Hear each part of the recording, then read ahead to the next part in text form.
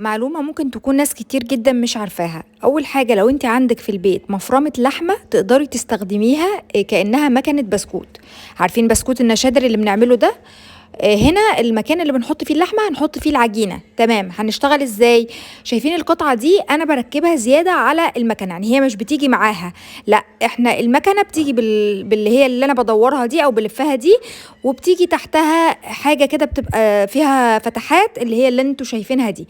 اما القطعتين اللي انا ماسكاهم في ايدي دول احنا بنشتريهم من عند اي محل مستلزمات حلواني، وبتركبيهم زي ما متركبة قدامك كده. يعني الجزء الحلزوني ده بيركب عادي، وبيركب بعدها الحته اللي احنا بنفرم فيها اللحمه عادي جدا. بعد كده لما بتيجي تحطي بقى القطعه اللي بتلف، بتحطيها الاول، تحطي الجزء اللي انا حطيته ده معاها، وبعد كده تحطي موس البسكوت وتشتغلي عادي جدا، بتنزل معاكي العجينه. وده شكل البسكوته، وممكن تعملي اشكال تانية كتير بحسب الموس اللي هتستخدميه.